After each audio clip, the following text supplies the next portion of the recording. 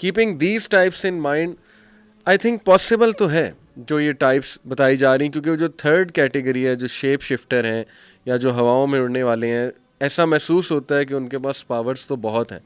और shape shifting की जहाँ तक बात है तो देखें, लोगों ने आपने भी अपने बड़ों से ऐसे वाक़यात सुने होंगे कि अजीबोगरीब शक्ल, जैसे पिच्छल पैरी का एक वो काफ़ी जिक्र आता है हमारे कल्चर में। फिर इसी तरह जो है ना जी वो छलावा, एक छोटा सा बच्चा, और वो बहुत तेज़ी से भागता है, बहुत तेज़ी से खाता है, इस तरह की चीज़ें आप सुनने मिलेंगी आपको। और ये एक्सपीरियंसेस हैं बहुत ज़्यादा, तवातुर के साथ एक्सपीरियंसेस मौजूद हैं, बिल्कुल, यानी मल्टीप्लिसिटी ऑफ रिपोर्ट्स हैं। और ये सिर्फ अजीब इंटरेस्टिंग बात ये है कि जो इस तरह के आप बता रहे हैं ना, जैसे बच्चे की शक्ल में आना और इस तरीके से, ख़ास तौर पे ये सिर्फ हमारे दौर की कहानियाँ नहीं हैं। मतलब अगर आप हमारे असलाफ़ की किताबों में पढ़ें और तारीख़ की किताबों में ख़ास तौर पे पढ़ें तो उन किताबों के अंदर भी इन चीज़ों का जिक्र, और इब्न तैमिया रहमहुल्लाह ने जामे और रसाइल में इन चीज़ों का बहुत जिक्र किया। जो एक इंटरेस्टिंग बात जो अली भाई मुझे समझ आती है ना, वो सारी अगेन टाइप्स तो बहुत ज़्यादा जिक्र की जा सकती हैं। वल्लाहु आलम, जो मैंने थोड़ी बहुत स्टडी की इस मौजू को, और जो मैंने समझा मुख्तलिफ़ टाइप्स को देखते हुए, जैसे आपने भी जिक्र की और ये वो, वल्लाहु आलम मुझे फ़ील होता है कि शायद जिन्नात जो हैं, अगेन उनकी किस्में जो तो अहादीस में जिक्र जो आसार में मौजूद हैं वो तो हमें माननी चाहिए, उसको हम डिनाई नहीं कर सकते। लेकिन जनरली जो इतनी ज़्यादा किस्में बनाई जाती हैं वो मेरी नज़र में शायद लोगों की एक्सपीरियंसेस हैं। उन्होंने जिन को एक ख़ास शक्ल में देखा, उन्होंने जिक्र किया कि जिन इस शक्ल में आता है। जबकि अहादीस के अंदर अगर हम देखें तो नबी सल्लल्लाहु अलैहि वसल्लम ने ख़ास तौर पे कुत्ते का जिक्र किया, जानवरों का जिक्र किया। तो एक बात तो कन्फर्म है कि जानवर की शक्ल के अंदर जिन आता ही आता है और वो मौजूद होता है। जैसे कि सांप के बारे में ख़ास तौर पर नबी सल्लल्लाहु अलैहि वसल्लम ने जिक्र किया, कुत्ते के बारे में नबी सल्लल्लाहु अलैहि वसल्लम ने ख़ास तौर पर जिक्र किया। इसी तरीके से जो चीज़ें, यानी ये चीज़ें तो जो वाज़ेह हैं। रही बात जो इसी तरीके से उड़ने वाली जिक्र, ये भी सही अहादीस में और आयात कुरान मजीद के अंदर मौजूद है। तो अब अगर आप उसको एक ही जिन बनाएं या फिर एक अलग किस्म बना लें, वल्लाहु आलम, ये भी एक है। और तीसरी चीज़ ये कि जिन्नात का ज़मीन पर होना और ये चीज़ें वो भी ऑलरेडी मौजूद है। तो शायद one of the things that I believe is कि अगर आप इसको सारी किस्मों को इकट्ठा करें तो जिन्नात, जिस तरह इंसानों के अंदर कुछ लोग जो हैं ताकतवर होते हैं, उनको अल्लाह ने कुछ खास सलाहियतें दी होती हैं, लेकिन कुछ चीज़ों में फंडामेंटल्स के अंदर वो शेयर करते हैं, कुछ फंडामेंटल कैरेक्टरिस्टिक्स वो शेयर करते हैं आपस में। लेकिन कुछ चीज़ों के अंदर जितनी उनके अंदर ताकत होती है, इस्तात होती है, इस तरीके से उनकी एबिलिटीज़ बढ़ जाती हैं। जैसे आपने इफ़रीत की जिक्र किया, इफ़रीत का कुरान मजीद में जिक्र है। अब उसकी ताकत का खास तौर पर कुरान मजीद ने बाकायदा उसका एक वो भी जिक्र, अमली एक मुजाहिरा भी पेश किया कि वो बाकायदा वहाँ से उसने कहा कि मैं आपके खड़े होने की जगह से पहले ले आऊँगा उसको। तो क्या हर जिन वो कर सकता है? ज़ाहिर है, लगता यही है उस आयत के कॉन्टेक्स्ट से कि नहीं, हर जिन ये नहीं कर सकता। इसी तरीके से और भी बहुत सी चीज़ें हैं। तो कहने का मतलब ये है, और भी जैसे अहादीस में जिक्र आता है कि अगर बिस्मिल्लाह पढ़ के दरवाज़ा बंद कर दिया जाए तो शैतान पर जो दरवाज़ा बंद कर दिया जाए, शैतान उसमें दाखिल नहीं हो सकता। हालांकि वो एक हर चीज़ में वो इंसान के अंदर दाखिल हो सकता है, तो दरवाजे के अंदर दाखिल होना इसके लिए क्या मुश्किल है। लेकिन कुछ चीज़ें लिमिटेशंस हैं। तो ये मुझे समझ आती है जनरली इनकी टाइप्स के हवाले से अगर हम जिक्र करें। लेकिन बाकी जो आपने बातें जिक्र की, इसमें बहुत सी ऐसी जिक्र हैं जो हमारी इवन असलाफ से बातें मिल जाती हैं, उनके एक्सपीरियंसेस से मिल जाती हैं। और बल्कि एक छोटी सी चीज़, यहाँ से मैं आपको एक वाक़या जिक्र करता हूँ। इमाम दारमी जो हैं, बड़े मशहूर इमाम हैं, मुहद्दिस हैं, उनकी किताब है अत्बाउस सुनन वल आथार। अच्छा। उसके अंदर वो एक ना अपने शेख, अपने एक उस्ताद का वाक़या नकल करते हैं। वो कहते हैं कि जिन जो है वो हमारी एक लड़की पर आशिक हो गया। तो वो ये कि उसने क्या किया कि उसने बाकायदा ना पैगाम निकाह भेजा। अच्छा। तो हमने कहा जी ये पैगाम निकाह किस चीज़ का? तो उसने कहा कि देखिए मैं गुनाह नहीं करना चाहता उसके साथ बुराई करके, तो मैं चाहता हूँ कि मैं इसको हलाल तरीके से करूँ। बाल ये अलग बहस है कि जिन्नों की शादी हो सकती है कि नहीं, ये अब इससे कई उलमा दलील लेते हैं।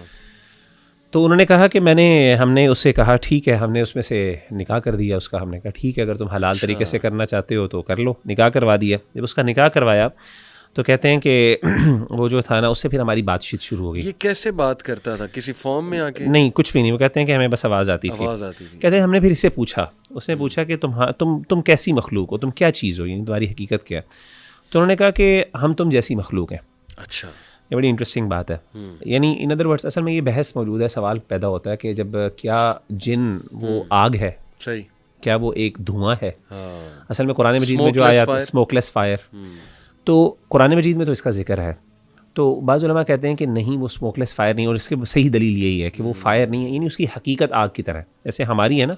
अभी अगर हम देखें कि हम अब मिट्टी तो नहीं है, हम तो फ्लैश हैं, लेकिन हमारी हकीकत असल में जो है ना मिट्टी है। तो उलमा कहते हैं, मुहक्किकीन उलमा कहते हैं कि जैसे अब उसकी कंडीशन उसकी जो है ना फिज़िकल फॉर्म चेंज हो गई है। इसीलिए हदीस में जैसे आपने जिक्र की कि इफ़रीत के बारे में एक और हदीस से मिलती जुलती आती है कि नबी सल्लल्लाहु अलैहि वसल्लम ने फरमाया कि शैतान मेरे पास आया, मैं नमाज़ पढ़ रहा था, तो वो जहन यानी आग का अंगारा हाथ में लेके आया, यानी एक शोला लेके आया, एक फ्लेम लेके आया साथ।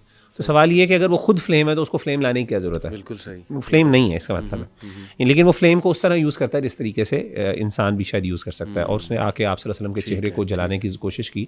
आपने औज़ुबिल्लाह पहले पढ़ा 3 दफ़ा, सही हदीस में, सही गालिबन सही मुस्लिम की हदीस है। आपने 3 दफ़ा औज़ुबिल्लाह पढ़ा, फिर उसके बाद आपने अल्लाह की लानत उस पर की, और उसके बाद आपने हाथ आगे किया, उसको पकड़ने की कोशिश की। और फिर साहबा ने पूछा, अल्लाह के रसूल आपने ये क्यों किया? तो आपने फरमाया कि मैं, उस शैतान ने मुझे तंग किया था, तो मैंने सोचा मैं उसको, अगर मुझे अपने भाई सुलेमान अलैहिस्सलाम की बात करना होता, इज़्ज़त का, कि उन्होंने अल्लाह ताला से कहा था कि अल्लाह सिर्फ मुझे इख्तियार दे कि मैं जिन्नात के ऊपर अपनी हुकूमत कर सकूँ, तो मैं उसको ज़रूर पकड़ के बांध देता और तुम उसको देख सकते। सही। तो इससे पता चला कि अच्छा, एक तो ये बात थी कि वो, उसने कहा मैं तुम जैसी मखलूक हैं, यानी उनकी हैत वो अब आग नहीं है। सही। उन्होंने कहा हम तुम्हारी तरह के, हमारा कबीला भी तुम्हारी तरह का है। और उन्होंने फिर पूछा कि अच्छा तुम्हारे यहाँ मजहबी इख्तलाफात भी वैसे ही हैं? उन्होंने कहा जी हमारे यहाँ बिल्कुल हैं, हमारे यहाँ कदरिया, शिया और मुख्तलिफ जो है मुर्जिया वगैरह इस तरह के हमारे हैं। फिर उसके बाद आगे सुने, उन्होंने कहा कि एक और रिवायत के अंदर आमश, इमाम आमश बहुत बड़े इमाम हैं, उन्होंने रिवायत की, उन्होंने कहा कि ऐसे हमारे एक जिन ने किसी लड़की से शादी की हमारी किसी लड़की से शादी की, यानी जिन ने हमारी लड़की से शादी की। सही। तो उसको हमने खाने पे बुलाया, तो हमने पूछा तुम्हें क्या चीज़ पसंद है? उसने कहा मुझे चावल पसंद है। और उसने कहा कि वो चावल, हमने देखा कि हम दावत पे बैठे हुए थे, तो हम खाना खा रहे थे, तो शादी की वो वलीमा था उस जिन का। तो कहते हैं कि हमने देखा उसकी अपनी पूरी फैमिली आई हुई थी साथ। सही रवायत है। ये कई रिवायात इस तरह, और यानी सनद के एतबार से काफ़ी स्ट्रॉन्ग भी हैं, यानी ये अपने उनके अक़वाल है। अच्छा। तो उन्होंने कहा कि हमने देखा कि वो जनाब, हमने देखा कि वो चावल उठ रहे हैं हवा के अंदर और वो गायब हो जाते हैं अचानक। सही। प्लेट के अंदर चावल अचानक उठ के ऐसा हमारे आम लोगों ने भी कई बार देखी है। तो अच्छा, इस तरह के वाक़यात जिक्र करने का मतलब ये है, मकसद असल में ये है कि यानी एक चीज़ बात ये है कि इसको आजकल के दौर में डिनाई करना गलत है। असल में ये बहुत इंपॉर्टेंट बात है मौजूदा साइंटिफिक दौर के अंदर, एक बहुत बड़ा, बल्कि क्लासिकल दौर में भी मुअतज़िला और मुर्जिया वगैरह, इमाम तैमिया रहमहुल्लाह फरमाते हैं कि वो इसका इनकार करते थे। तो वी नीड टू नो कि ये चीज़ें एग्जिस्ट करती हैं, इनकी रियलिटी, हाँ इनकी डिटेल और कुछ फंडामेंटल्स पर हमारा इत्तेफाक भी है। जैसे आपने कुछ चीज़ें जिक्र की ना, वो उसमें तो कोई इख्तिलाफ नहीं, जो अहादीस और कुरान और सुन्नत से मरवी हैं। लेकिन हाँ कुछ डिटेल्स बातें कि हाँ, अब वो जो आपने बताया कि वो शेप शिफ्टर, यानी फॉर एग्जांपल शेप शिफ्टिंग का भी जिक्र हमें मिल जाता है। जो आपने कहा कि वो आधा इंसान है, आधी कुछ और चीज़ है, अब वो एक्चुअल में क्या वाकई वो उस चीज़, उस शेप के अंदर एग्जिस्ट करता है, क्या परमानेंट उसकी कंडीशन ही ऐसी है कि नहीं वो डिफरेंट है? वल्लाहु आलम। तो इसमें हम तफसीलात हम कह सकते हैं कि वल्लाहु आलम, ये एक्सपीरियंसेस हैं लोगों के, और वो एक्सपीरियंसेस कोई आम एक बंदे के नहीं है, मल्टीपल लोगों के हिस्टोरिकली चला है। हाँ, बिल्कुल। तो इसमें कुछ ना कुछ हकीकत ज़रूर है इन चीज़ों की।